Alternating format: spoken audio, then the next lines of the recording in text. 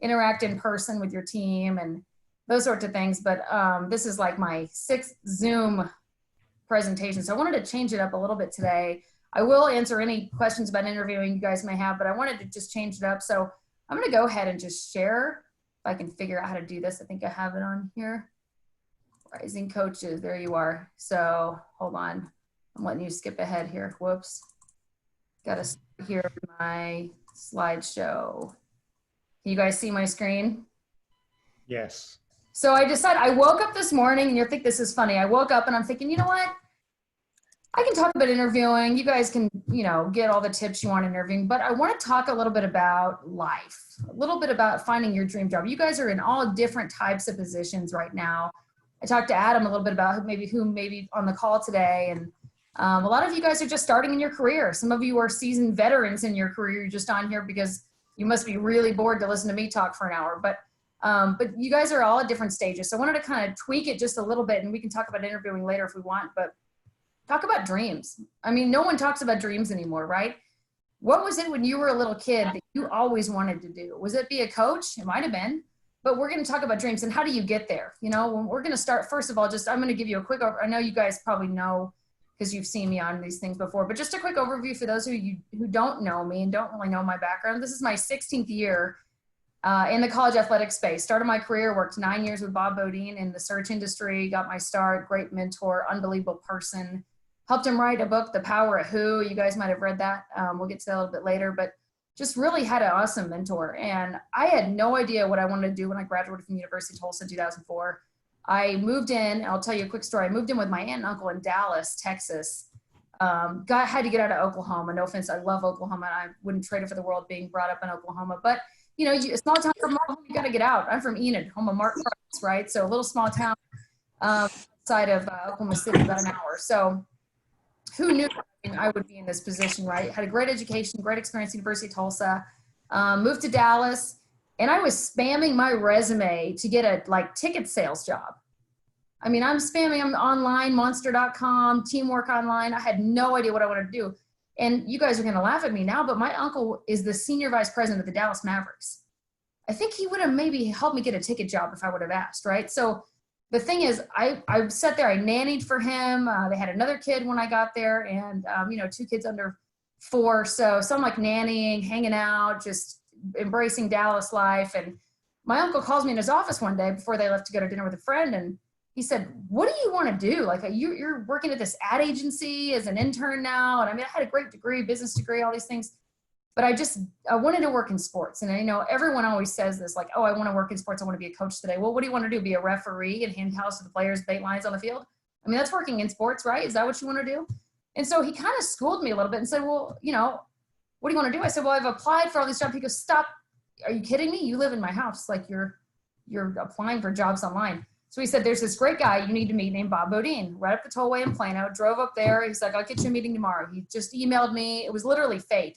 One of those serendipitous opportunities.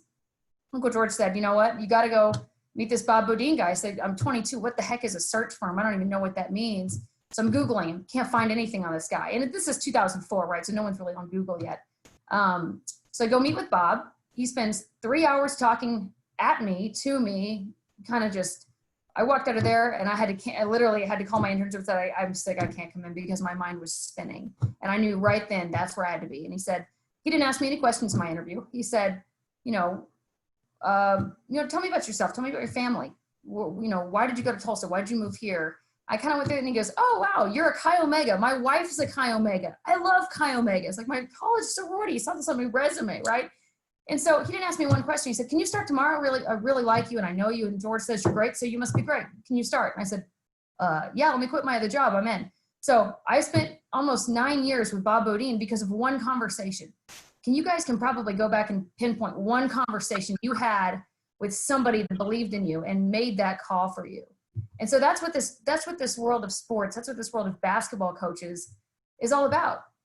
You just have to start. So I spent some time with Bob, went off to UC Riverside, worked there a couple of years in marketing, just had to get out and do something new. I'd only, once you're with somebody, they see you almost like as you were 8 years ago.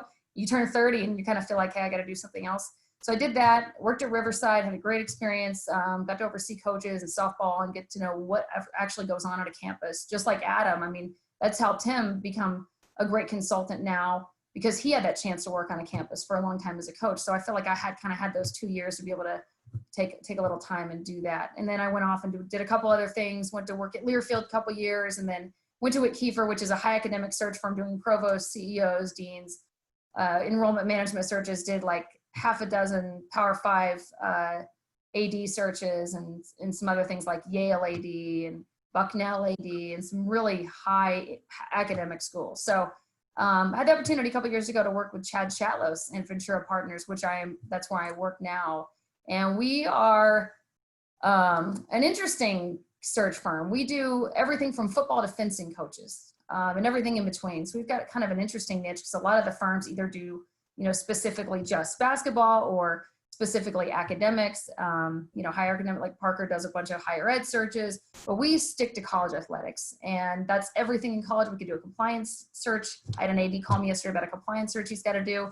So we're going to be getting that. I did a fencing coach at Yale, and all these basketball coach searches I'm going to share with you.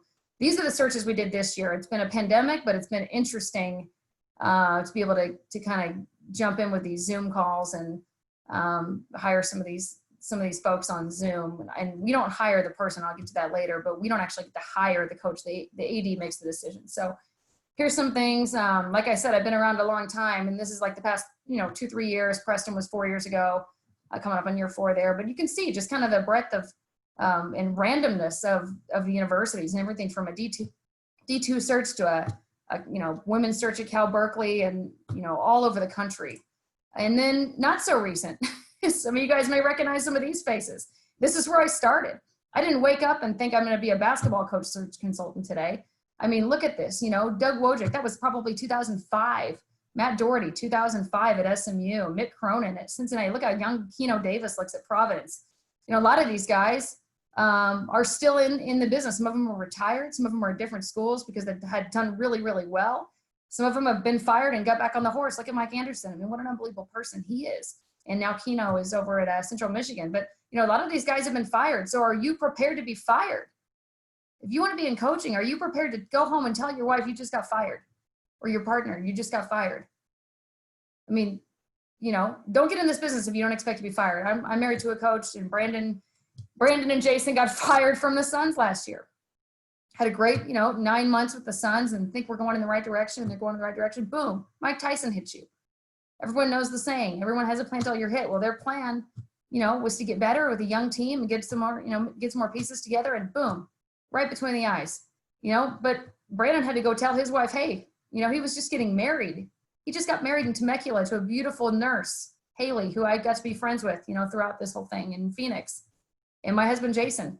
I mean, his money with the Suns runs out in July. It's sometimes people don't have money.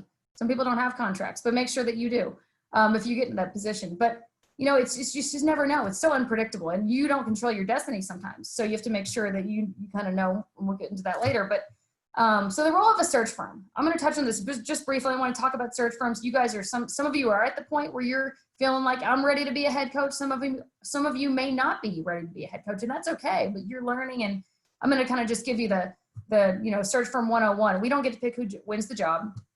We don't really influence or determine the criteria of what the job is. Now they may ask us, hey, what do you think about going after this person, that person? We can give context about that. But we're there to help the AD facilitate a great process and get great choices for their university. We don't work at the university. We don't know exactly what exactly what they need. They work there. Institution determines fit.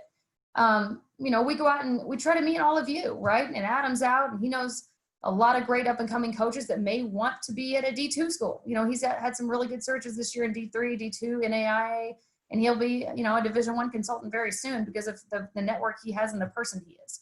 But right now, he's really focusing on some of those other jobs.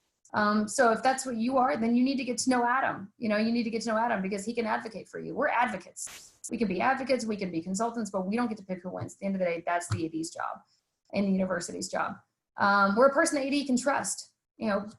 Confidentiality is so important in this business, especially when you're dealing with some of these high-level jobs. They got recruits coming in. They've got donors that are writing big checks. you have to keep it confidential. And people think, I had a coach ask me the other day, well, do you think an AD like isn't doing their job if they hire a search firm? I said, absolutely not. I think they're doing a better job. The AD's job is to pick who wins.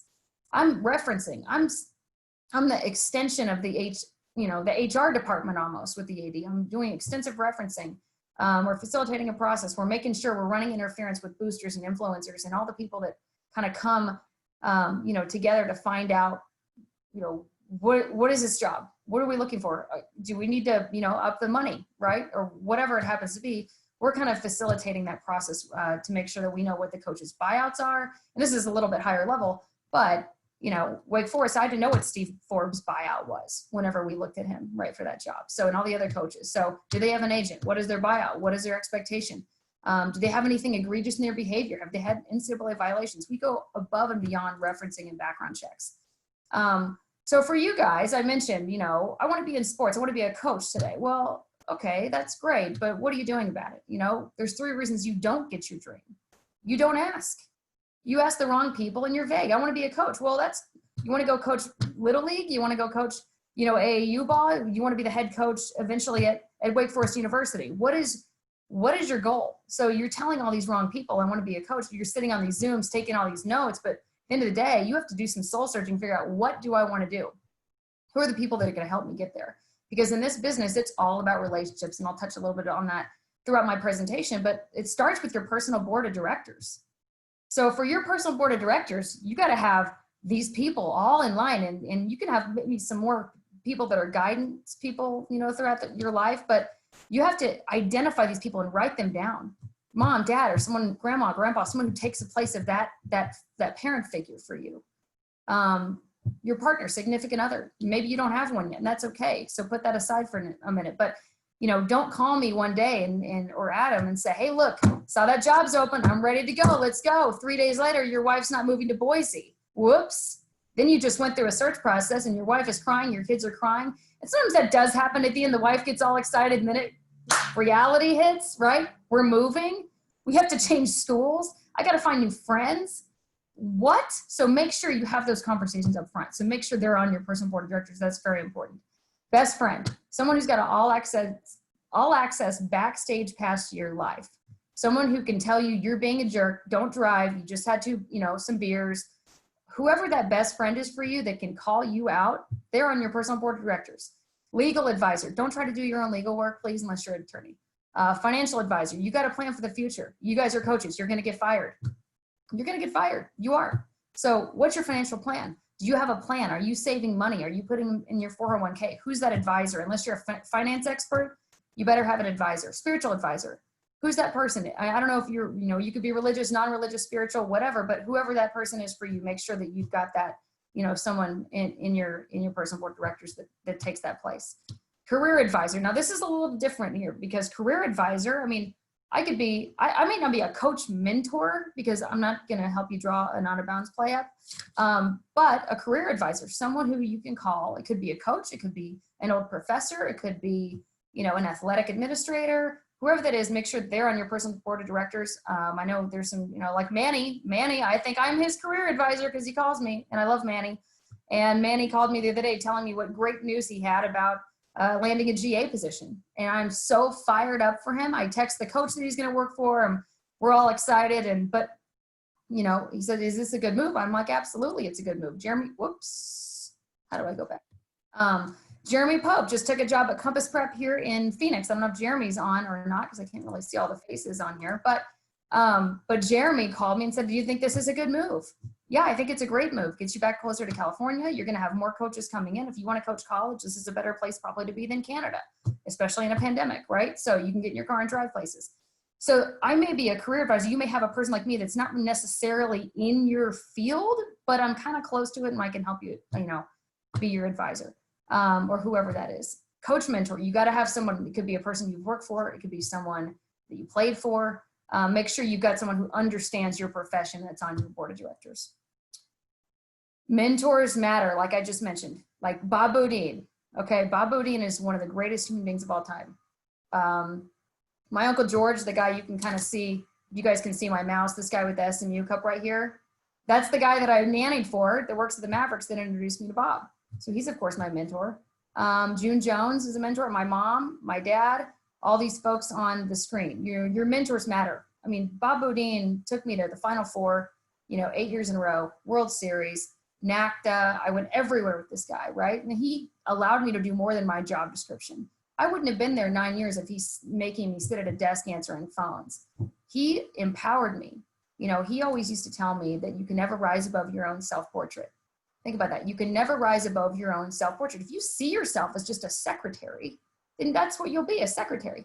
But if you do your secretary job or your Dobo job or your ops job or your video job, but at the same time, you're over here learning the triangle offense, because I know that was mentioned, in the GOAT show we're all watching on Sunday nights, right? The triangle offense. If you don't know that, learn it. If you don't know the blind pig, you learn that. I mean, whatever these plays are, right? And Brandon can send you some plays because he's an NBA play expert. You want some new stuff? Ask Brandon. But are you learning? Are you getting better? Are you adding value to your current position? I was doing that. I didn't just wake up and randomly run some searches. It took years to be able to get to know what I was doing. And you guys are in a great position. If you have a good mentor, they're going to allow you to do more than your job description. That way, when you're sitting in that interview in 1, 2, 3, 4, 5 years, you can talk about, well, yeah, I did this job, but at the same time, I implemented this offense and I did this other stuff over here. I helped be a recruiting coordinator. I, facilitated some relationships, whatever's compliant, right? What are you doing those extra things? Or do you just see yourself as a film room cutting film and going to their hotel room at 2 a.m, showing them their film? Is that what you're doing? What are you doing? So make sure you have a mentor that's helping you move along the way. This is one of my favorite things. If you guys don't take anything else away from this presentation, take this away. Can you see this? Friends help you now and acquaintances wish you well. I got 3,000 people on Facebook that think we're all like best friends, right? I just got 25 friend requests because I'm on these Zooms and they want to just friend me. I don't know who they are. Okay, fine. Yeah, I accept whatever. But they're like, oh yeah, I'm friends with Katy. Well, I don't even know your wife's name. I've never been to your house for a barbecue. I mean, how are we friends, right? So friends help you now. So if you call me, Manny, if you call me and ask me for a favor, I'm going to do it. So why would you deny me the same joy of helping you, right? So like if I ask you for a favor and we're best friends, are you going to help me? Yeah, so I'm going to help you, right? So that's what I'm talking about. Friends help you now. And Manny and I aren't best friends by any means, but we're getting there. We're getting to be closer friends, right? Every time we talk and interact and see each other, I'm picking on Manny, but I'll tell you, Will Finch is on this call. Will Finch is one of my greatest friends. I met Will Finch in a terrible time in my life, and he was there for me, and I will never forget that. Okay, so if Will Finch calls me and asks me for help, I'm going to help him. Okay, and he would do the same for me, and he has. But acquaintances, if you just walk around handing out your business cards like your mints, oh yeah, I know Coach K, man, we're really tight. I know Coach Cal, I know, whoever, Shaka Smart's my best friend. I mean, if you're just going around acting like acquaintances are your friends, stop that. Because when you get fired, and you will, like I said, they might not call you. Brandon, when you guys got fired, did you have people, reach out to you that were your best friends saying, Brandon, are you okay? How can I help you? You did that, right? But were there also some people that didn't call you that thought, man, I really thought that person would call me? See, and if you guys ever get fired, talk to Brandon and talk to Jason, talk to some of these guys that have been there, right? Because Brandon's one of the most resilient young coaches I've ever seen. This guy has been at Santa Clara. He's been at a D2 school in Texas. He's been all over the place. He's worked for the Phoenix Suns. He stayed on his staff. They got fired. He survived, right? Because he was the only survivor standing, and then gets fired the next year. And he's like, what is going on? But that's life. That's basketball. That's NBA. That's college basketball. No matter how good you are, you're going to get fired. So make sure you have real friends in this business, not just random people you're handing out business cards at conferences. And this Rising Coaches thing is great, but go deep. You guys can have all the people on your Zooms and see all the faces, right? It's like a Verizon ad. You got all the people behind you. But who are you actually calling? Who are you talking to on a daily basis? Who knows you? Who knows you as a person is going to help when you get fired? Attitude and hours. You guys that are in positions of GAs, ops guys, managers, young AAU coaches, prep school coaches, even, some young assistants. Your head coach, your job is to make your head coach look amazing. Your job is to get there before they get there, to bust your tail, have a great attitude doing it, be loyal, and do your job. Your job is to do your job right now. You don't need to go network with Daniel Parker, okay? He's not going to have a search for you for another 10 years. So you don't need to go around and meet all these people. You need to focus in on your true authentic network, the people that love you, the people that you work with, some of your friends in the business that you're actually friends with, right? Not just a bunch of influencers. You need to focus on that. Do your job, have a great attitude, work long hours, knock their socks off, learn something more than your job description, and do your job, and you'll be successful in this business. So you fast forward a couple years here. So you're looking at these coaching jobs, right? You see, oh, so such and such opened. You're on Twitter, community college job, head coach. Wow, could I get that? I don't know. But you have to make sure it's a good job before you even want it. Everyone wants every job in America. Everyone calls me, oh, I want that job. I'm a fit for that job. I'm a fit for William and Mary head coach. I'm a fit for Cleveland State head coach. I'm a fit for every single head coach. The same person that wanted Midwestern State wanted like Fairfield. I'm like, how is that even remotely like the same person, right? Not that Justin Leslie couldn't do Fairfield because he's different, but like most of these coaches just want a job, right? I just want to be head coach. So you have to make sure that people are great. If you're not going for a great AD who's got lockstep, and now in the pandemic, this is more important than ever. If your AD is not in lockstep with your president, then you don't have a chance. You got to go where you're celebrated, not tolerated. Make sure you're in a great situation. Do your homework on the people you're working with. Tools. Is this job going to give you, no matter what the level is, you got to be commensurate to your level. You can't be below your level. If you're above your level, great, awesome. That's even better. But is this job going to give you the tools to be successful? And is this job going to allow you, if you're an assistant coach right now or a Dobo looking to move up, is this job going to allow you to do more than your job description? Opportunity. It's about fit. Why is this job a great fit for you? Well, not only professionally, but personally. I mentioned, hey, don't tell your wife, don't tell me you want a job and your wife's not moving to Boise, right? Make sure it's professionally great for you and know why. Why do you want this job? Is it a setup or a setback? Is it an opportunity to build genuine relationships in your field? Are you going to go work for Tom Izzo? Holy cow, that'd be awesome, right? Tom Izzo's got a job. You're an assistant coach over here. But if he had a job open, then you could go and get your free masters and work with Tom Izzo and Doug Wojcik and Dwayne Stevens and all these guys. Like, I think I would take a pay cut. I would work for free if I could do that. Okay, if I'm in your shoes, if I'm an up-and-coming coach. Genuine relationships in your field. Are you going to be able to be part of something bigger than you and work your tail off? Growth. It's about getting better. Great experience and leaving a legacy. If you take a job and you feel like I could never leave a legacy here, it's just not happening. The people aren't great. I don't have the tools. I don't have the fit. I'm going to go, and being flexible and being able to go take a job anywhere in the country when you're young, that's great. I'm not talking about that. I'm not talking about the fit in that direction. I'm talking about, is it good for you as a person? And does it allow you to get better? And are you able to leave a legacy? So getting involved in the search, and this is more geared towards you guys that are ready to be head coaches, I think, a little bit, but it's still translatable to those of you who are looking for your first assistant job or a Dobo job or whatever, right? What are they looking for? If you're, if you're not what they're looking for, then it's probably a waste of time. If you don't have a great boss right now and mentors that are supporting you in this next endeavor, that's probably bad because, then you probably need to get new mentors. Or if they say, hey, that I wouldn't take that, I wouldn't go there. Then you should know that too. And if you are looking at a head coaching job, your current boss is going to be called, but the role of your administration and your mentors, they're going to know kind of like who you are, right? So if your administration doesn't, maybe they know the person you're looking at in the next job, and they're going to make that call, then that's huge. But know them, don't just sit in your film room. You have to go out and shake their hand. And I'm not saying like pass a business card out like it's a mint to them, but actually get to know them as people. Know someone who knows the head coach you're looking to work for or the AD, be willing to move, assuming it's great for your family, references, endorsements, testimonials. If someone says something great about you, then I'm going to believe it. If you say something great about you, I may not believe it. I'm like, okay, that person's a self-promoter. They're always on Twitter looking at their little clinics and retweeting everything about themselves. And, there's a difference between self-promotion and, just being a person of influence. So if someone says something nice about you on Insta and you're on, like say I'm on this thing right now and you guys are all putting it on your Insta stories, I may like put one of you on there. I'm not going to put 17 of you on there. Look what Brandon said. Look what Manny said. Look what Brant said. Look what Devon said.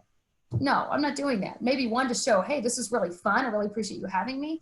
And that's what you guys should follow. If you're, you know, asked to do a clinic or a speech or something like that, then that's awesome. That's a great chance for you to showcase your talent, but don't retweet it 100 times. Just retweet it one time and say something nice about the person that had you on. So do your research and homework. It's about them, not you. Know their roster, watch film on their team, know what's going on, have an idea of kind of what you can bring to the table. Hey, they really struggled in offensive rebounds last year. Well, have a way to fix that. And then know their data and analytics. Go back and look at all the stuff is online, right, guys? You can make calls. This is where your network comes in. Somebody played against them last year that you know, watch that film, however you do it. But do your homework. Choose your references carefully. Don't have a bunch of influencers call someone. You want that job, you get 2 or 3 calls, maybe. And they better know the person and know you if they're going to call on your behalf. Don't just have Coach K call and pronounce your name wrong. I say that all the time, but it actually happened one time. So make sure that doesn't happen to you. You have to be known to be needed. So if we don't know who you are and that next job doesn't know who you are, how can we even hire you? So find a strategic way to get to know that person and kind of get in the mix. Stop spamming your resume. And please, this is more in professional sports than you guys don't really do this, but I hate when people send me an email. It's like, dear sir, I'm very interested in this. I'm like, Katy is really not a man's name. So stop saying dear sir. Listen up. So this is a slide I kind of did last time when I was on the Be Ready thing, but I think it's really important you guys read this and kind of know. And this is if a search firm, a head coach, if they call you and you're not interested in the job, oh my gosh, I'd never take that job, call them back. You never know, right? You never know. Maybe you don't want that job. Maybe then 3 years down the road, they have a job you actually do want. Make that connection. Be kind and courteous. Manners are important. People remember manners. Say thank you, write a note. Be prepared. Talked about that a minute ago. If you don't move forward in the search process, whether that's an assistant job, a Dobo job, whatever you're up for in just life, like, follow up. Hey, how can I get better? Did I do something wrong? What did you think of my interview? What can I do? Was there anything in my interview that you wouldn't have said? What could I have done better at elaborating at? All those things you can ask the search consultant. You can ask Adam if he's in the room. You can ask, if it's between you and somebody else and it's a head job, maybe you don't really want feedback. Maybe it's like, hey, you're not going to you're interviewing with Tom Izzo and you're going to call me, hey, Tom, give me some feedback on my interview. That's probably not going to happen, right? But you can write him a thank you note, say, I really appreciate your time. Can't wait to watch your team this year. Good luck, blah, blah, blah. Be a person that is gratitude, right? It's gratitude. Practice gratitude. If you are selected to move forward, don't be high maintenance, you guys. Get on a bus, get on a train, get on a plane. Don't ask, well, I know you asked me to interview Monday, but really Thursday is better for my schedule. No, Monday, whatever they want to do, unless it is a life-threatening situation, you better be at that interview the day they ask you. And in the slot, they say, hey, we want you to kick off at 8:00 a.m. Well, I'd really rather do 9:30. Don't say that because it's happened. And it just makes people really annoyed. Adapt to their timeline. The perfect desires pursuit, and I get this a lot. Know the difference between being desperate and interested.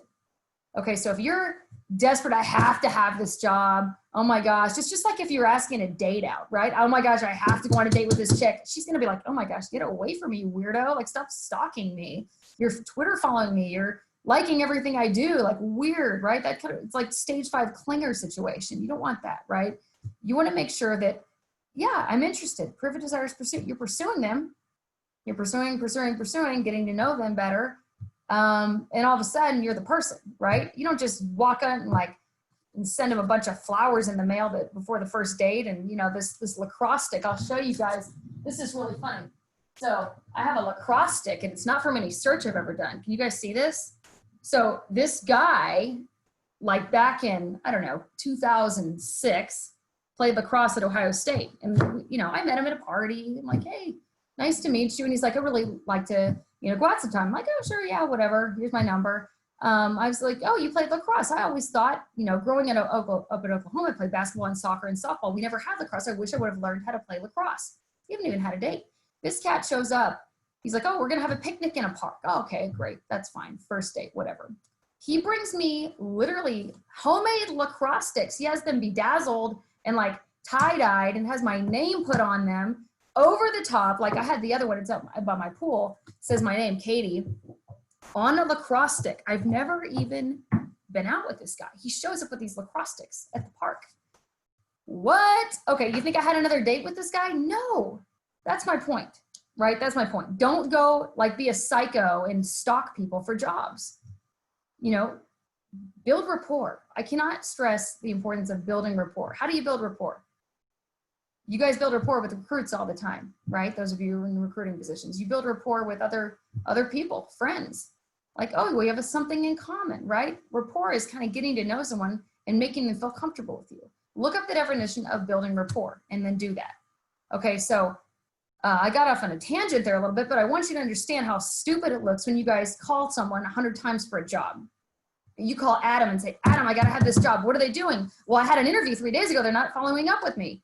What's going on? Am I not the person? Am I not the person? Well, then relax. You know, you don't know what's going on behind the scenes. Coaches have a lot going on. They may be interviewing someone else, and that's okay. If it's supposed to happen, it's going to happen. No sweaty palms. If you're supposed to get the job, you're going to get the job. Don't stalk people and do all these crazy things, you know, to set yourself apart. That's like almost like the wrong thing to do. So playing hard, but playing hard to get after the first date, after you've had that date, that's not going to end well because then they think you're disinterested. So this is a stat I like to use in college campuses. 87% of jobs are placed off of one friend's reference in sports. That goes for coaching is probably higher. Just so you think about that when next time you're applying online for a job. So now you landed the interview. What are they thinking about you? You've got it, you're qualified, right? There's a level of competence that has to be for you to get an interview. You don't get a token interview. You're not going to, if they're meeting you, there's something about you they like. You got a shot, right? You're saying there's a chance. You have a chance to get this job. So when you've landed the interview, what are they thinking? What's the head coach thinking? Do I know you and how do I know you? Who recommended you? And I heard Richie Riley the other night say, I didn't think I'd ever hire a coach on my staff that I didn't know personally until he hired this other guy who came from a friend of a friend who said, this guy is a rock star. Comes back to your references and testimonials, right? Maybe you don't know the head coach or the AD, but someone is an advocate for you. Someone's actually saying, man, he's great. So, but they're thinking, if I don't, you know, do I know you? How do I know you? Do I like you? You get about like a minute and a half when they meet you, decide if they like you or not, right? Just like when you guys go watch players. If you, okay, you know him, somebody thought this kid was really, really good. You're going to go watch him. Yeah, but wow, his body language is horrible. I don't like this kid. I'm not going to recruit him anymore. So then you stop. I don't care. He's the greatest player of all time. You stop because you don't like him. You don't really want to pain in the butt, right? Same goes with ADs and head coaches hiring you. Do I like you? So, okay, they know you, they like you. Now you get to the meat, right? Now you get to who you are. Do you understand the needs of our program? Are you what we need right now? And are you the best for this job at this particular time? So everyone likes to start at the bottom. Look at me, look at my portfolio. I've worked all these places. I've got all this stuff. I'm the best post developer in the country. Well, if they don't know you, they don't like you, they don't really care if you can develop a post player. So make sure that you know all these things and make sure you don't start at the bottom. Just if you can kind of psychologically think of what they're thinking, it'll help you in your interview. Do's and don'ts of the search process. You guys can just snap that. I'm really going to go over that right now because you guys can watch the other YouTube video. Energy and enthusiasm. Cannot stress that enough. Don't jump across the table, but talk with inflection in your voice. Be excited. This is a great job. You guys have awesome jobs. Be excited about it. Don't just sit there like a bump on a log. Don'ts of the search process. Don't say anything negative. And this goes for if you're in the greatest head coach interview of all time or you're interviewing for a Dobo job. Don't say anything negative about the former coach's philosophy. Anybody you've worked for, don't trash them. Like Brandon, don't go trashing Igor. Don't go trashing Earl Watson, okay? He's not going to do that. But don't say anything negative. You know, don't do that because then guess what? They think if you leave them, you're going to say something negative about them. So make sure that that's something that you don't do. Let's see. The golden rule, if you're a jerk as an assistant coach, it's going to come out. Reference calls, we call these people, and I know when a head coach wants to hire an assistant coach or an ops person or a GA, they're going to probably do some sort of referencing on you, right? So it could be an academic advisor. Who did you work with? What do they think about you? Everyone knows everyone, so don't underestimate that. Candidate reports. Okay, so there's a thing in search that we call candidate reports. And that's not to say, that's not like a resume. It's not like, oh, what's Manny's report? What has he done? This is the report we are doing for the AD about the coaches behind the scenes with third-party references, right? So other people that you're not even thinking about. And I printed it off. Hold on, give me 1 second. I'm gonna get off my print.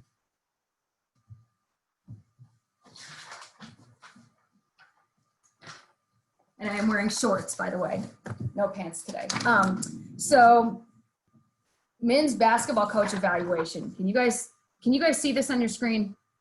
Manny, can you see this? I mean, just like a piece of paper. Okay, so we have Yeah, we can see it. Just can't read. These are just the questions, okay? And I'm not going to share these because I don't want this to get out. But I'm going to share with you guys a little secret here. Men's basketball coach evaluation. I'm just going to read some of these things. I'm not going to read all of it, just going to read a few little things that we ask about a head coach or an assistant coach when we are looking to help the AD make that hire.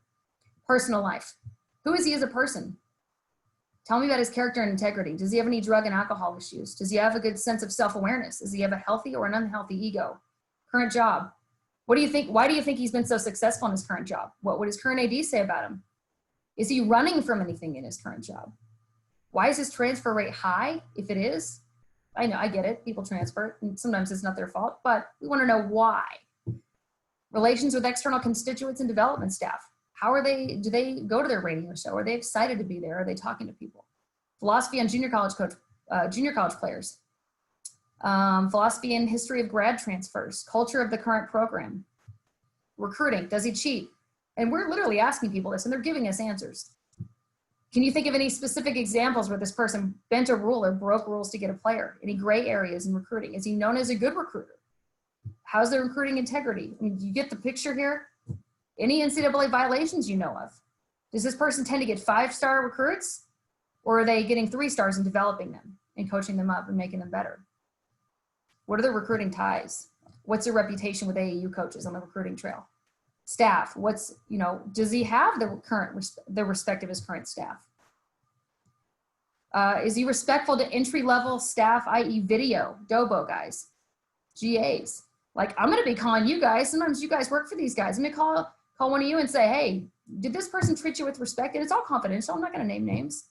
But I want to know what's going on with these folks and how they treat people, because that's really important. Staff attrition, why? Why has their staff had turnover? Self-awareness, what's their staff doing on the road? Do they know what their staff's doing on the road? Is their staff cheating? Maybe they don't know, right? Maybe I'm a head coach, I'm kind of looking the other way. Do they look the other way? What's their staff doing on the road? Reputation, what do their peers think about them? And I love asking other coaches about coaches in their conference, because they will tell me all the dirt on these folks. And I take it with a grain of salt. Sometimes we can get competitive and maybe throw someone under the bus, but I want to get 5 or 6 opinions. I'm just calling one person and asking him all these questions. I'm asking 10 to 15 people all these questions, right? So is this person a hothead? Do they react, and how do they react and handle pressure? Media relations. What does the media think about this person? Are they like are they kissing butt to the media? Or are they like kind of standoffish? Or, do they have certain media guys that they're giving information to? What's their media status? Are they respectful to referees? I have a couple of friends that are referees. I call them every single time I have a coach search. Who knew the referee was going to be your reference, right? Respectful of academic services and faculty. Do they respect the academic integrity of the school? Coaching, X's and O's. Somebody asked me this question how do you know if someone can coach? Well, I don't really know if they can coach, right? But it's all the other stuff, their mentors, the stuff that they're doing. If their team's successful, what are they really good at? And then what are their references saying? X's and O's. Can he coach and make in-game adjustments? What's his sideline demeanor?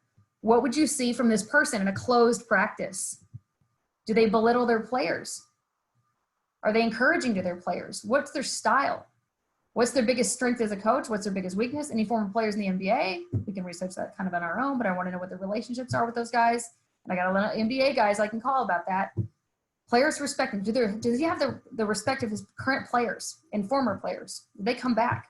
Do they get invited to the coaches, to the players' weddings?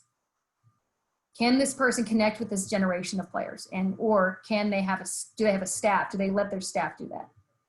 Coaching philosophy, style of play, run and gun. Are they defensive oriented? What is that, right? So you get my point. This is pretty thorough, guys, right? We're asking really thorough questions. We're not just Googling coaches and randomly saying, oh, here's our pool of candidates. No, that's just like an average fan. This is the stuff we're asking. So make sure you're aware. And I wanted to just put up some quick books I want you guys to kind of look at. Very kind of different types of books. We got Lynchpin, which is an amazing book. What Drives Winning, which I heard the guy speak at a conference. He was unbelievable. And I've read the book. I got it right in my desk. Power of Who, no brainer. You got to read that if you don't read anything else, by Bob Bodine. The Winner's Manual. Jim Tressel, great coach. It'll give you a perspective from a football perspective. You guys are always in your basketball, right? You always talking to other basketball coaches. Do you walk down the hall and talk to your baseball coach? Do you talk to your lacrosse coach? Talk to your football staff? Do you talk to your swimming coach? How do you get mentally ready for a swimming competition when it's just just you? You're the one, right? It's not really a team sport. So what are you doing to get better on your own campus with other coaches? It's not just about basketball coaches. Other coaches have great ideas. Ask them. Ask the person who won a championship in your department, what they do. Almost over the slideshow. You are who you associate with. Like I mentioned earlier, I did not just wake up and be a search firm today and decide I think I'll just do some searches. It took me 16 years of unconditional giving and love and spending time with people. Notice these are in-person pictures, right? We can't do that at this moment, but when we can, I challenge you guys, don't just be on Zooms, don't just make a phone call, don't just, go have coffee with people, have lunch with people. Go deep in the relationships you have. I want you guys to all make lists of 100 people that you think, man, that person is a really good friend, or I've lost touch with them. Maybe you get somebody you worked with at another school. And you guys have been given access already. Don't lose the access. Brandon's not talking to Igor every, month or so. He's losing access. Not that Igor wouldn't pick up the phone for Brandon, but he's going to pick up on the first ring because Brandon's got that access key. Igor's going to get another job. And guess who he's going to call? People he knows or people he doesn't know. Probably people he knows to take with him, right? And that might be Brandon. But if Brandon doesn't call Igor, Igor's busy. If he doesn't call Igor for a year, he may not be top of mind, right? So who are those people you're spending time with? And who you associate matters. If you're working for a jerk as a head coach, if you're working for someone who's in the FBI investigation, okay, someone's going to trace that back to you and say, hey, what was your role in this? You work for so-and-so. Why were you there 5 years with a person who's in the news? Maybe they didn't do anything, but you are who you associate with, right? So I got Jimmy up. Brandon, look at my top picture. Jimmy made it on my slideshow. So I'll tell you one quick story and then we'll open it for questions. So Jimmy McDonald, this kid over here in my mouse, this Fairfield long, got Dirk Nowitzki looking person right here, right? Jimmy McDonald is a Temple graduate, played at Temple, played overseas. He has 2 engineering degrees, which is why he's coaching basketball. I have no idea, but undergrad degree from Temple, got his master's, playing, starting, unbelievable human being, right? Jimmy worked for the Suns. He's kind of jack of all trades, did everything, and worked for Brandon. Suns get fired. Jimmy gets told, hey, your last paycheck is on Friday. Huh? I didn't know this was what I signed up for here. I'm 1,000 miles away from home, in the middle of the desert. Oh yeah, I got friends. I got, people over here, but friends help you now, acquaintances wish you well, right? Well, Jimmy did me a favor one time. I had to go to Vegas. This is right when they got fired, literally a week after. And I had to go to Vegas. I had something to do there with some friends and got invited. And I'm like, what am I going to do? The dog sitting place is closed or it's full, whatever. So I'm like, who can watch my golden retriever? Well, Jimmy happened to be with Brandon and a bunch of other guys, so Cody Topper, some other people over for a pool party. I got to know Jimmy. I'm like, man, Jimmy and Kula just really hit it off. So I'm like, yeah, maybe Jimmy would like an extra job, right? Just got fired. Maybe he could use some money. Maybe he wants to hang out at a pool all weekend. Jimmy's like, I'm in. I'll dog sit Kula anytime. So he and Kula became best friends. I had just done the Fairfield basketball search with Jay Young. Jay Young calls me. I'm in Vegas. I'm walking around Mandalay at the pool, doing a little morning walk. Get a call from Jay Young. Hey, I need to hire an ops guy. I got to hire an ops guy. I want someone who's smart, someone who's not selfish, someone who's not just trying to be climbing the ladder, being a coach, someone who I can eventually put on my staff as a coach, but I don't want them to be the reason they take the job. I said, I got a guy for you right now. He's movable. He's from the Northeast. He's unbelievable. And so he's like, who's that? I said, Jimmy McDonald. If I don't know Jimmy McDonald, if he's not dog, if he would have been like, yeah, I'm busy, I'm not going to sit your dog, which is fine. So people don't want to do that. But Jimmy did it. He answered the call, right? He said, I'll watch the dog, do you a favor. And Jimmy's top of mind, right? Not that I would have thought of Jimmy eventually, but he was literally, had just sent me a picture of the dog. He's in my house. Jimmy McDonald, that's a perfect person. I go, all these guys, right? All you guys would have been good. And if I would have thought about it for about a week, I could have come up with a list of 10 names. But that name off the top of my head was Jimmy McDonald. I called Jay. I said, here's Jimmy's number. Text him. He's got 2 degrees from Temple. Jimmy. And he's like, Jimmy, what? He 2 degrees from like engineering degrees? He goes, well, this guy's already the smartest guy on our staff. And I said, yeah. And by the way, he's a really good coach and he knows all these. I'm not a basketball expert, but he knows all these offenses that they've been doing, right, at the Suns and the Igor and the European stuff, right? He knows all of that. Jay's a new coach. Well, I'm going to implement that. And Jimmy's going to be more than an ops person. He's going to like go through our film and figure out how to implement this new offense. And so now if the coach leaves on Jay Young Staudt, who do you think he's going to promote? Jimmy's not just booking hotel arrangements. He's actually contributing to the program. And I actually was up there over in December for something in New York. I drove over to Fairfield, saw Jimmy, saw Jay, saw the AD, and got to go to a game and watch him in action. It was great. So you never know where your next opportunity is coming from. Are your eyes open? Are you looking for it? Are you being a person who's a giver? That's my Jimmy story. Questions. I know that was very long-winded, and I'm sorry if you guys have other stuff to do, but I want to just open it up right now. Oops, I got to stop sharing. For just some questions. Matt, you want to go ahead? Make sure you guys introduce yourself first and then go ahead and ask your question. Yeah, hi, Katie. This is Matt Dickman. I'm with the Sioux Falls Skyforce. Hey, Matt. Thanks so much for coming on. This was great. Quick question. So I'm going to give you a quick scenario. So the way something happened, my boss had left a job, and I knew by the way, without going into details, I wasn't going to be considered for the head job. So, I was kind of in panic mode, and I saw that there was a job opening. I reached out.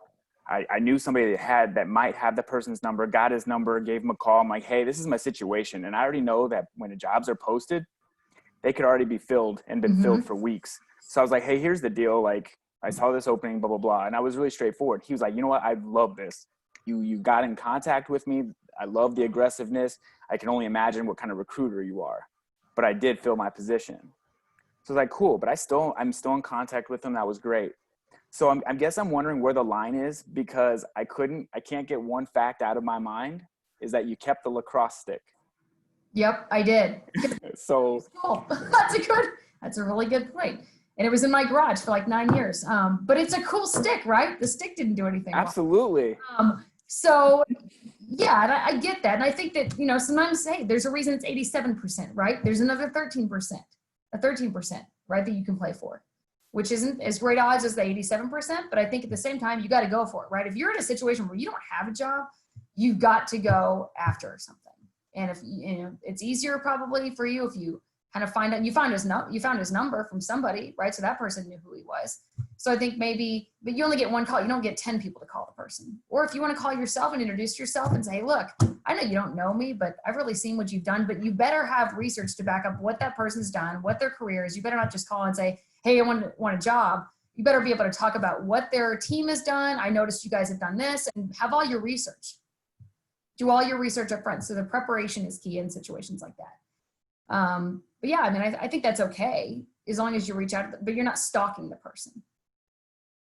Sure. Just being interested and being prepared than, just calling this person 100 times. Absolutely. Thank you. Yeah, sure. Jimmy, go ahead. Hey, Katie, thanks for doing this. Jimmy Oakman, Brooklyn Nets, Long Island Nets. Question about how much factor of an agent plays into things. And sort of a two-part to that is, how would you go about evaluating NBA coaches if you don't even know if they want to come back to the college game? Like if you want to get them involved in a pool, how would you go about separating them from like college experience from NBA? That's a good question. I've actually had a couple NBA guys say they want to get into college, and I would just suggest spending time with college coaches. Unless you're Jerry Stackhouse, you got a Juwan Howard name, you're probably not going to get the head coaching job at Michigan if you're in the NBA, right? So I think there's a difference. A lot of people, I've lived with an NBA coach and scout and whatnot. I'm pretty familiar with how that works, but I guess I'll back up to your agent question. So if you're going to have an agent, they better be doing something for you, right? Don't just have an agent to say, oh, I'm big time, I have an agent. interview a lot of different agents. Don't just go with the person who wants to sign you on the first day. Build a rapport, build a relationship, find out what they're about, what their family's about, what their values are, what their reputation is. Ask other coaches who have used that agent in the past what their reputations are, and then just make a decision. And if you're not ready to be, MBA is completely different than college, right? So an MBA agent can help you get on as an assistant because they're representing head coaches, or they can help you as a scout, but they can help you. It's completely different. College, if you just want to be an assistant coach, if I have an agent, I'm a college assistant, and I'm looking to get on Shaka Smart staff, and an agent calls Shaka about me, like, unless it's his agent, it's probably that he's going to laugh at you. MBA, completely different. Agent calls, a GM or a head coach, and you're an assistant, you want to move up. That's different, right? So MBA guys, I think you should have an agent probably at some point. Maybe not if you're the video guy, but if you're ready to be a head coach, if you're ready to get on a bench as an assistant, I think that talking to an agent and asking their opinion, what do you think? I've had agents say, I'm not representing like a, fifth assistant or like whatever, right? But there are some agents that will do that, but find out why and what they're doing for you. Does it make sense? And as far as the question about MBA guys going to college, what level are you talking? Are you talking about like an MBA head coach going to be a head coach in college? Or are you talking about like an assistant coach going to get like a random like Fairfield or something? Yeah, sort of that realm of things, like G League head coach, and then if you wanted to potentially go back or one day like your alma mater, so on and so forth. But sure. Not talking Duke or anything like that from the get-go. Sure. There's some tie to the program or the people. Yeah, I think there's got to be a tie at some point, especially for a Division I job. Now, if you're an MBA and you're an assistant, you go, and you can land a D2 job, go do it, right? If that's what you want to do. But I think you've got to almost go back and be an assistant coach, like a top assistant for one of the blue blood programs that is developing NBA players. And if you're the expert in how those guys get better and get to the NBA, well, that's an asset for John Calipari. That's an asset for Lloyd Williams, whoever, right? That's perennially producing NBA players. So I think I would start there, people you have relationships with, and look at what Cody did, at Memphis. Penny Hardaway, where I went to work for Penny. Great move by Cody. He wanted to get in college, and Penny was an NBA guy and said, hey, I want these guys to be NBA players, and I need an NBA guy on my staff to help them get ready for that. And that's his role, right? So I think if you can find the niche that the coach is looking for, right? What are they looking for in their assistant? If they're looking for someone who has every AAU tie in California, that's probably not going to be you, right? But if it's a top program, they may be looking for someone like you. Coaching's coaching, right? You guys can all draw plays, and you guys can all figure out how to defend this and how to do what, run and gun, whatever your plays are, whatever you're doing. You guys all know that stuff, right? An NAIA coach could do that. Whoever, right? Doesn't matter what level if you're an NBA coach, but if you know basketball, if you have a high basketball IQ, that's great. That's almost like a level of competence, right? That's not like something extra. That's like expected. So if you're in the NBA and you want to go, to college as a head coach, you either better have that connection with your alma mater, something like that, know the AD, know why the job's open, or you better go be like a top assistant and be able to, get back in and create your recruiting relationships. Thank you. Sure. Russ, go ahead. Hey, Katy, Russ Williamson, Tennessee State. Thank you for coming on. Hi, Russ. How are you? Good. Good. Quick question for you. I want to piggyback a little bit off of what Matt said. Obviously, you had your do's and don'ts page, and obviously you had somewhat interest in that guy. Otherwise, you wouldn't have gone on the picnic. So I'm reminded. He freaked me out, though. Scared me off. But I'm reminded of the movie Hitch. Just don't screw it up, right? Yeah, and right. So exactly. What are some of the best approaches you've seen coaches use on the interview process, and also counter that with what are some of the worst? In the interview process, or like before they get to the interview? A little bit of both. I invited you to an interview. You're going to the interview. That means they're interested in you already, right? You're interested in them. They're interested in you. We've already kind of got through all the other stuff. What was your question? What are some of the best approaches coaches have used? Best approaches. And some of the. Well, the best approach is to getting in the interview room or be what they're looking for. If you're completely not what they're looking for, then you don't really have a chance to even get to the interview, right? Unless you know somebody that can vouch for you and say, man, Russ is unbelievable. This is the person, right? And then again, ADs are looking for, do I know you? Do I like you? Do you understand my needs? And are you the best once you get in that interview? So, level of competence, they already know you can coach. They like you. You got the background. You got the qualifications, right? You meet the qualifications of the job, or they're not going to be talking to you. So don't go in there and just sell. Try to build rapport. Try to find a way to get them to like you, because they know you're in there. But, I think likability is a lot of it. And I think sometimes, it's been weird during this pandemic trying to hire people over Zoom with a bunch of committee members in here where you can't actually shake their hand and create moments and feel their energy. But make sure your Zoom background is great. Like, you have a good Zoom background, right? So if you're interviewing for a job, I may not go right in front of the fish, because that's distracting. I'm like, oh, what is that fish? How big is the fish?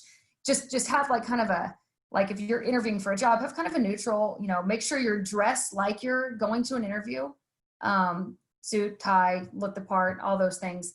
And so I think the professionalism, how you look, how you act, how you think, that's what they're thinking of when you first walk through the door. Just like when you guys recruit, you're looking at body language. You're looking at how's this person interacting with other people, right? Are they working their tail off? Are they prepared for the game that they're playing? Same goes with the interview. It's just human nature, I think, a lot of times. And when they're looking to hire you as a head coach, they're thinking, does this person fit what we're looking for here? Do they fit our institution? Can I put them in front of the provost? Can I put them in front of the top donor? Can I put them in front of the faculty athletic rep? How are they with student athletes? How do I feel this person is going to be interacting with our student athletes at this school? Student athletes at one school are a lot different than another school, right? Tennessee State student athletes may be different than Harvard student athletes, right? I don't know. Maybe they're not, but you have to make sure that you're, and if you are coming from Tennessee State and interviewing at Harvard, why? Where's the tie? Maybe you have an Ivy League education, and that's something you've always wanted to do, right? So find the common ground, find the rapport, find the tie. And I think that's the biggest, that's the number one thing coaches can do, and be prepared. Watch film on their team, know what recruits are coming in, know how many kids they have coming in for 2023, know every single thing about this school when you go in, and be able to weave in other things, like other things from campus. They may be building a tennis facility. They may be building a new business school that's really going to help your recruiting, right? So if you're recruiting at a school that has, that a lot of the kids are business majors in the basketball team, like Tulsa, for example, not a lot of places, probably not, maybe they're engineers like Jimmy, I don't know, but a lot of them are going to the communication school, business school, those sorts of things. So if they're building a new business school, like, know something about that. Say, you know what, this job is really awesome too, because I saw like 7 out of 10 of the kids are business majors, and you guys are building a new business school. That's huge for recruiting for this type of university. So know something about what they're doing on campus. And then they're going to say, wow, this guy gets us, like he gets us.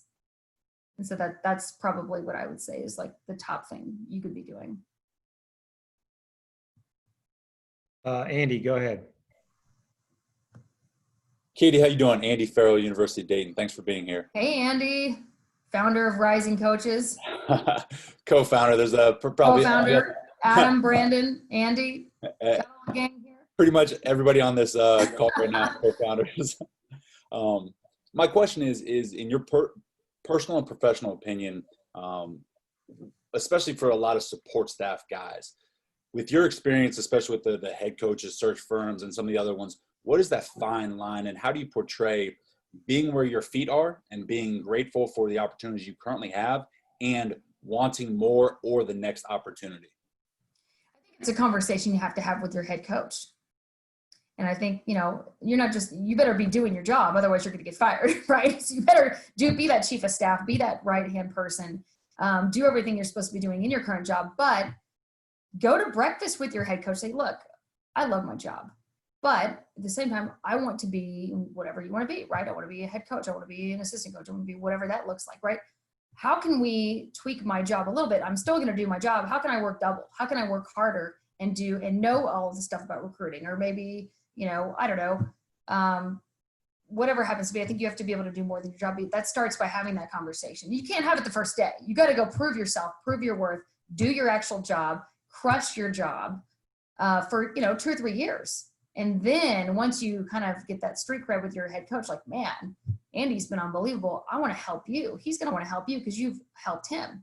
Your job is to make your head coach look like a rock star. And if you do that, your head coach is going to be like, Andy, you've been here 3 years. What do you want to do?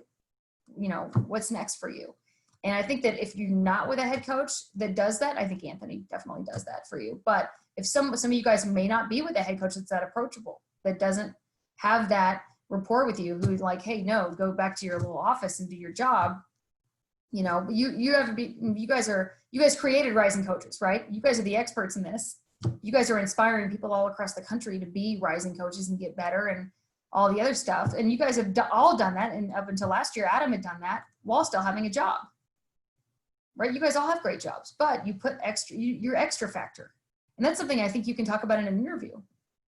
When someone says, hey, tell Andy, you know, hey, you're interviewing this head coach job over here. Tell me about your staff. What would you do with your staff? Well, actually, I founded Rising Coaches 10 years ago, and I've got to know all the top up and coming people in the country, and they've all gone to get better jobs. And I'm going to simulate my staff because I know their strengths and weaknesses. I've seen them who wants to get better, and you'll be able to talk about that. That's an extra factor. Then the AD's going, entrepreneur, CEO, integrity, helper, someone who's like collaborative, someone who's, and they're thinking all these adjectives. You don't even have to say the adjectives because of who you are and what you've done. That speaks for itself. And I think the same thing goes when you're talking to your head coach. If you're doing everything you can to get better and get your team better and help all the other assistant coaches and do literally like being there at midnight, giving them whatever they need to do, picking up their wife from the airport, whatever it happens to be, then they're going to feel like reciprocity. Oh man, Andy's really crushed it for me.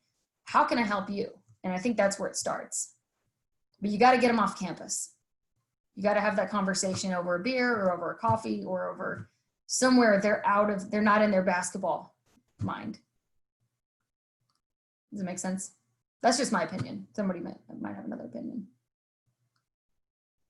Trey, go ahead. Hey, Katie, Trey Meyer, Presbyterian College. Thanks for doing this also. Hi, Trey. You got a tough job. Thanks. My question is an agent necessary for, an assistant coach trying to be a head coach? And then, when do you think is the best time to do that? Then the third part of it is, which I know this is a lot, but how much do they influence getting people on the radar with search firms like yourself? I think you have to be ready first. I think it's nice to say, oh, I have an agent, they're helping me and whatnot, but I think you got to be ready and you have to know that you're ready to be a head coach and you have to have all the stuff, right? All the level of competence, like I talked about, to be able to be a head coach. If you're last in your league, I mean, not to knock anybody that might be, but if you're not winning and you're just kind of like over here and like no one's going to like pick you to be a head coach right now unless you have some specific relationship somewhere else or go a level to a different level, right? Not down or up, because I don't like to say down or up, but if you go to a different level, NAIA, D2, D3, like from Presbyterian, you want to be a head coach. Well, that's a little different. You don't really need an agent for that. But if you're at the top assistant at one of the perennial contenders of your conference and you're winning and you're feeling like, man, I'm ready. I've done whatever I can do here. And I've proven that we can win and proven that I can actually coach and run a program with my head coach and, and all those things. Then I think you got to start interviewing agents. You got to make a list of all of them. Talk to people that have had them, and every agent's not right for every person. So if you're an assistant coach, I wouldn't at Presbyterian or any other non-Power 5 or non-Group of 5 school, like you're probably not going to call Brett Just and say, hey, want to represent me? I'm the assistant coach at Presbyterian. He's probably going to be like, hold on, I got Craig Smith and Tim Miles on the phone. I mean, it's not the same thing. Or he's got people that are interviewing for bigger Power 5 jobs. Like he's got, who does he have? Like the guy at Kyle Neptune in Villanova, for example. He's ready to be head coach. He's Villanova. They've been winning. He's going to get a chance really soon. So Brett's identifying those people so Brett's probably not the guy for you. Brett's a great agent. You're a great guy. Probably not a match. But if you're looking at another person, they might be a match. Like Jason Belzer likes to take on a lot of up-and-coming guys, a lot of up-and-coming assistants, but he vets them thoroughly. And know what your agent's doing other than being an agent. I think a lot of agents like Will Reese does a great job of building the CALS program, kind of like you guys are Rising Coaches, Collegiate Athletic Leadership Symposium. He's created this entire thing from scratch. He's got, probably 30 ADs that come speak on panels once a year at this little conference he puts on for all the deputy ADs, because guess what? They're going to be ADs. And so he's an agent, but he also has like this other kind of opportunity he's been running on the side. And I don't think he needs the money. I think he just enjoys doing it. And that puts him in a light where an AD is going to take his call.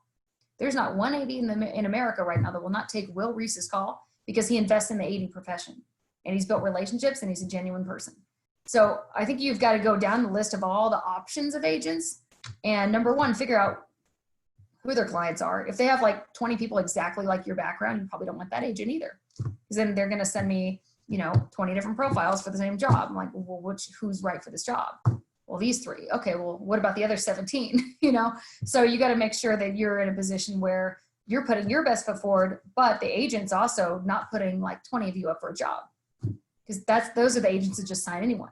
Like I can tell you offline a little bit. If you want to talk more about this offline, I'm happy to do it. I don't want to name names right now, but I'm happy to give my opinion. Okay. Other agents. So does that answer your question? I know that was No, it does. It's really good. It's just something, I've talked about with a bunch of colleagues. So just trying to figure all that out. Agents can be good, but if they're just charging you some monthly retainer to do your, no, don't do that. And the women's basketball game is awful at that. They just charge a bunch of people. They put a bunch of people on a list. They spam their list out every year. Oh, look at my 75 clients. Okay, well, what are you doing for your clients? You just, you want me to hire someone off a list? And then there are the other agents that have figured out that actually pick up the phone and say, hey, look, I just signed 4 guys in the off season. I wanted you to know who they are. Oh, great. Well, that's not 42 guys. That's 4. So then I'm thinking, number one, this person's been strategic about who they're signing. It's not just everyone. They're calling me about 4, not like everyone. So these guys must be the best. And tell me why you like these people. What kind of job do you think they'd be a fit for? And then they tell me. And those are the agents I like to deal with, not just spam agents that I'm like, I have to Google them every time they send me an email because I don't know who they are. Don't go with them. Sure. Katy, how are you doing on time? I know we've had you for about an hour now. I'm good. I mean, it's 10. Yeah, I'm totally good. If anybody has more questions, I'm Okay. available. Not going anywhere today. Awesome. Except for Nice. Okay, so we got 3 Matts in a row that have questions. boy. Matt Lashevsky, then Matt Dickman, and then Matt Klein. All right, so Nice. Okay. go ahead, Matt. That's Katy, Matt Lashevsky, University of Dayton. Appreciate you taking the time to meet with us. A lot of us, or mostly all of us, will maybe only get one shot at this. So, looking back over your search firm career, about situations and that didn't work out, what would you say was maybe the key reasons why those searches didn't work out, and how do you prevent whether it's a coach or administrator from taking a bad job, or what you think may be a bad fit? a good question. I mean, you guys know I don't get to pick who wins, the blessing and a curse. I don't get to actually pick the person who the AD selects. And sometimes I wish I could, because I'm like, gosh, I wouldn't have picked that person. Well, I've had extreme cases. I mean, everything from when I thought someone wasn't a good fit and then they ended up being a great fit. I'm like, wow, I was totally wrong what I thought. And I never voice my opinion on that unless I feel very strongly about their integrity and character. If I feel strongly about someone's integrity and character, I'm going to tell the AD. If they hire the person, fine. If they don't, then that's fine. But I'm never going to back down on that, because I think the AD needs to know going up front. And if they know and they still hire the person, that's on them. That's not my fault. I can give you some examples of extreme cases that people didn't work out, that I actually spoke up, and I'll tell you that offline. But, I think it's just a matter of no one really can predict the future, right? Yeah, there are people that didn't work out, but a lot of it, maybe it was an injury. Maybe it was the budget cuts. Maybe they went to a different conference during their tenure, right? Maybe they had a bad staff. Sometimes I don't think it's necessarily the head coach. I think it's the staff. They hired a bad staff. They hired a bunch of friends. There's a difference between hiring 3 of your best friends that aren't really qualified than hiring 3 friends that are qualified, right? So people sometimes hire people, they like to wish qualities upon people that are their friends. When they get a head job, whenever you get your first head job, Matt, you're going to get 1,000 messages and phone calls, and everyone wants to be on Matt's staff, right? So how do you pick? I think the most important thing a coach can do is hire good staff, because and you guys are great staff. For Anthony, your success has proven it, right? So I think that's probably the biggest mistake that coaches make: hire a bad staff, or they get into egregious behavior situations. They forget who they are. They have a bad kid on their roster, locker room issues, culture issues, all those things. And those aren't you can't predict that stuff up front a lot of times. Sometimes you can because of past behavior, but if you're looking at an assistant coach for a first-time head coach, or, that's hard to predict. And sometimes ADs don't hire a search firm, and they don't do their due diligence on someone. They don't know someone is going to be yelling and screaming and locking someone in a bathroom. Right? So I don't know if that answers your question totally, but I think that you always have to have a good staff. And I can't really give specific examples of human beings because I don't want to do that on here, but If you want to talk offline, I'm happy to give you some give you some specific examples. So,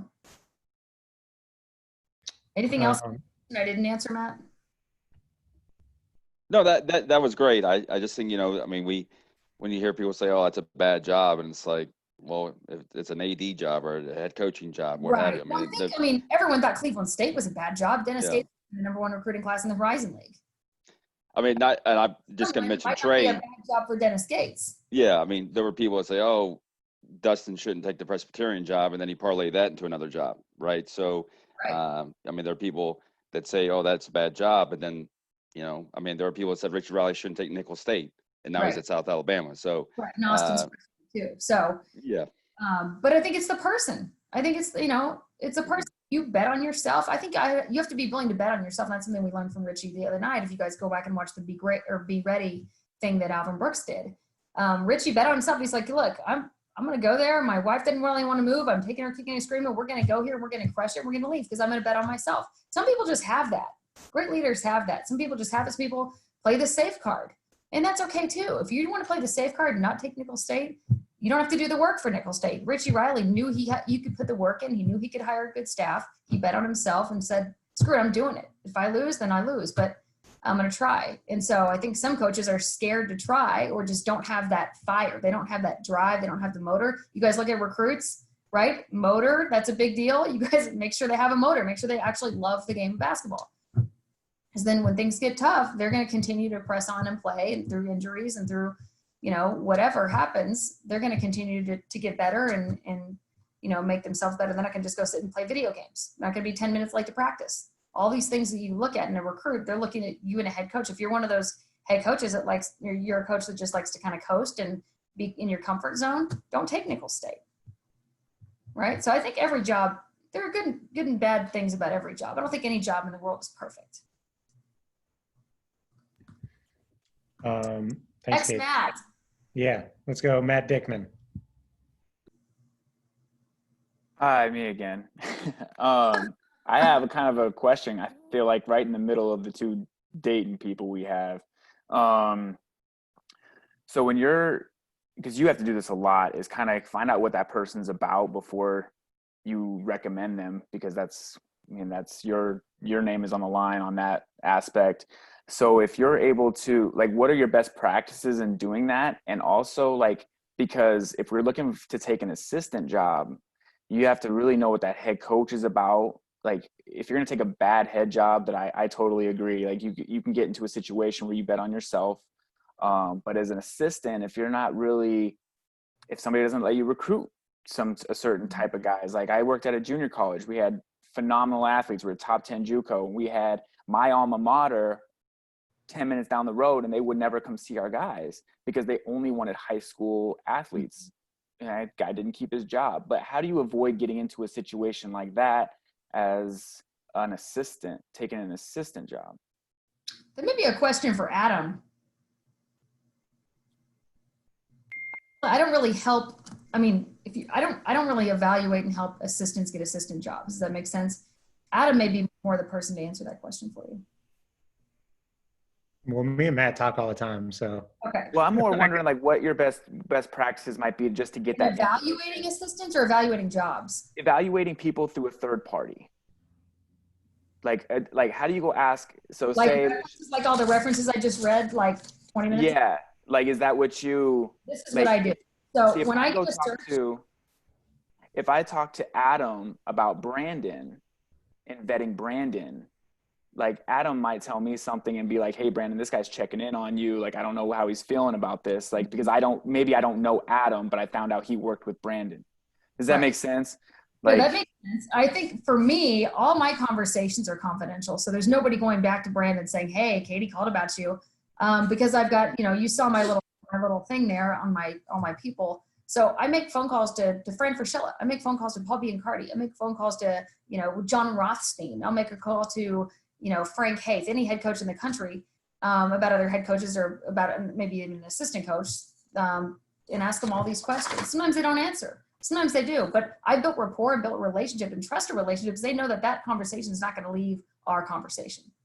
Yeah, I guess I've been in a situation where I feel like the more questions I asked, the more disinterested that person thought I was.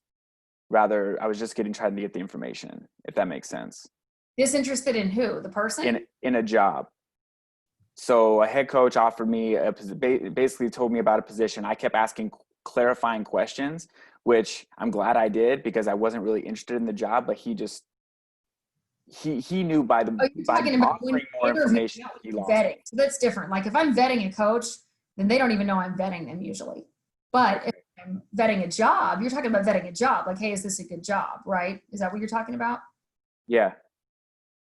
I mean, you got to talk because of the person that is the head coach. I guess maybe it's a little more complicated than that. I than don't really know what you're saying, but I think that anytime I think you have to do all your research, right? Whether it's a head coaching job and you're looking at a university, do research on the AD. What's the recruiting budget? Is it commensurate to your conference? I'm not talking you have to have the greatest budget ever, but is it the very, dead last? Is it just know what you're getting into up front? And if you still want to take the job, take it. But I don't think there are too many questions. Sometimes you just have to do it, right? Just do it, Nike, right? You've heard that slogan. Just do it. Just go. If you don't have a job or you feel like that's a person you want to work for, everything else will fall into place. If you feel like you can win at that place, you feel like that person's going to mentor you and give you more than your job description, then I think that's important. If you think they're going to have your back and be loyal and all those things, I'd rather be at a worse job with a great head coach that's going to mentor me and help me than take an unbelievable job with a person who's not going to help me and not going to mentor me and I'm not going to learn anything. If I'm just over here like an assistant coach and I'm not recruiting and I'm not doing whatever, I'd rather not have that job. I'd rather go, be empowered and do something that I can get better in than the other. But I think you only know that about talking to people, talking to other people who either worked for that person or talking to people that are familiar with that athletic department, talk to other, people who maybe know other coaches in that athletic department. Was it like to work here? That sort of thing. So, no job's ever going to be perfect, but I think you can, if you don't do your research and you just jump into something and say, hey, I'm in, let's go. Then that makes you, the difference between successful people and unsuccessful people are good questions. You got to ask good questions, but, know when to stop asking questions and just do it. That's what I'm not saying like, don't go and don't ask questions, but just take a jump, take a leap, leave the nest. Okay. Let's go for another 12 minutes. Is that cool? Another Matt. Yeah, let's go to Matt Klein. Hey, Katie, this is Matt Klein at Eastern Michigan. How you doing? Hi, Matt.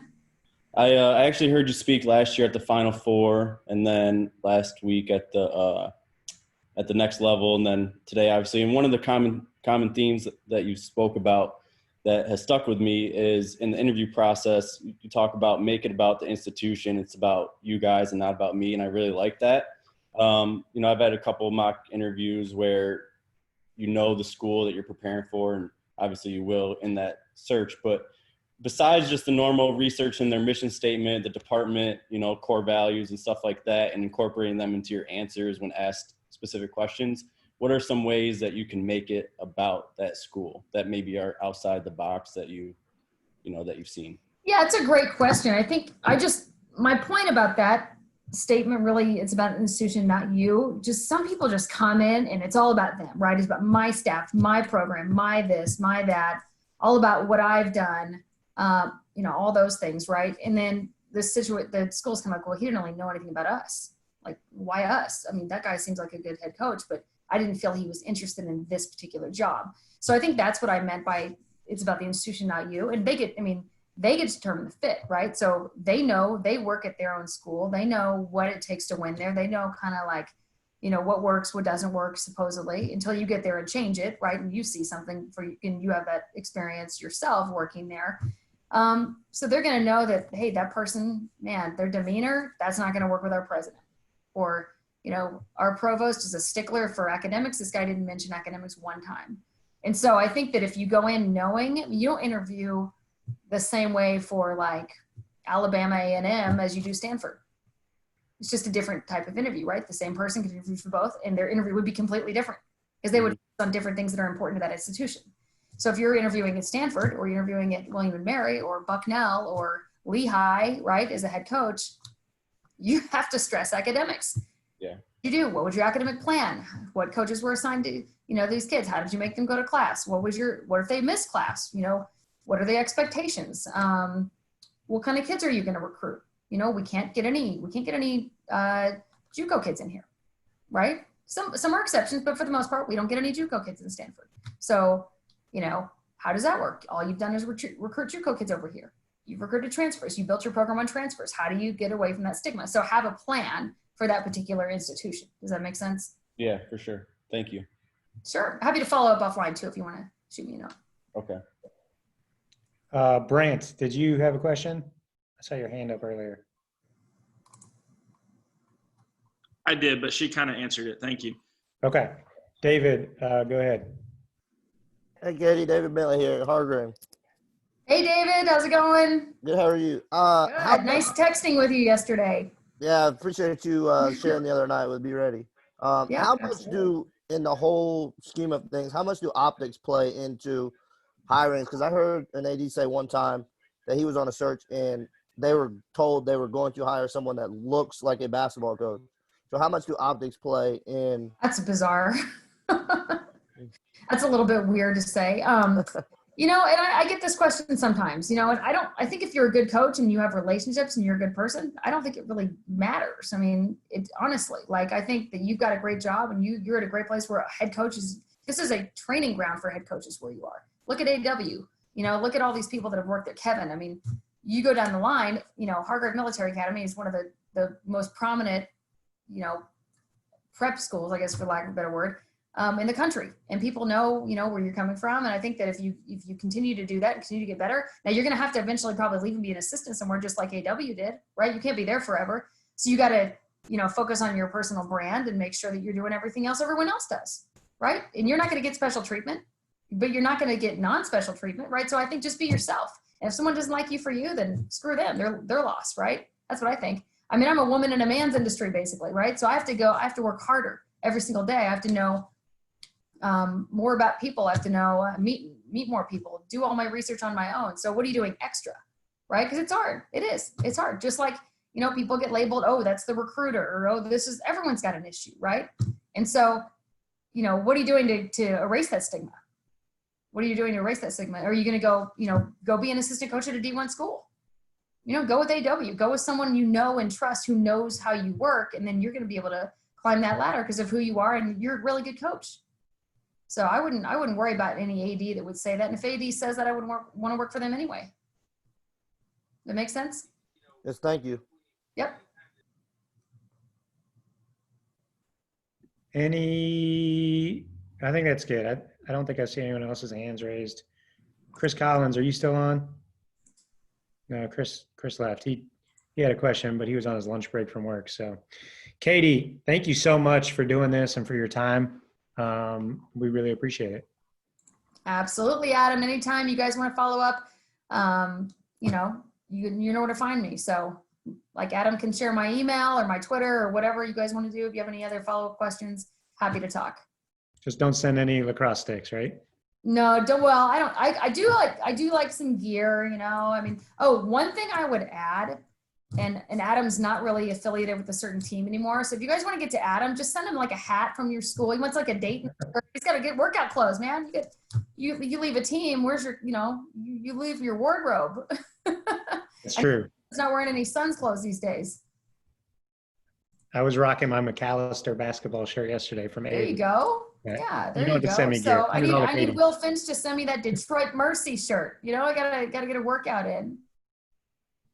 Awesome. So anyway, thanks, Katy. Absolutely. I'll talk to you guys later. See you later. Thank you. Katy. Oops, I'm sharing my screen. What did I just do?